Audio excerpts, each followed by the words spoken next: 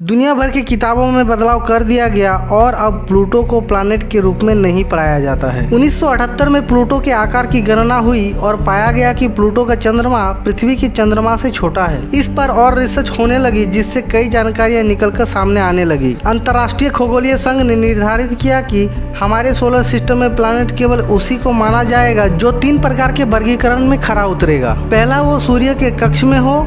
दूसरा, उसका आकार अन्य ग्रहों की तरह गोलाकार हो। और तीसरा, उस ग्रह का ऑर्बिट के आसपास वस्तुएं जैसे छोटे पिंड या एस्ट्रॉयड से साफ हो। 90 के दशक में जाना गया कि प्लूटो तीसरा क्राइटेरिया को पूरा नहीं करता है, यानी इसके ऑर्बिट के आसपास की जगह साफ नहीं है, इसलिए इसे प्लैनेट नहीं ड्रॉप प्लैनेट यानी बोना ग्रह नाम दिया गया। प्लूटो की खोज 1930 में की गई थी।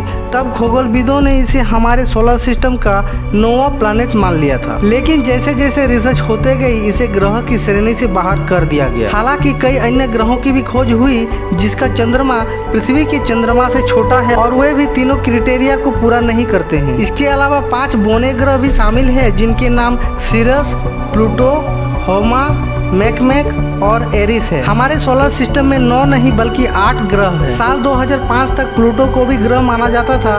किताबों में भी आपने 9 ग्रहों के बारे में पढ़ा होगा। हालांकि अब 9 नहीं बल्कि 8 ही ग्रह है हमारे सोलर सिस्टम में, क्योंकि प्लूटो को ग्रह की श्रेणी से हटा दिया गया है।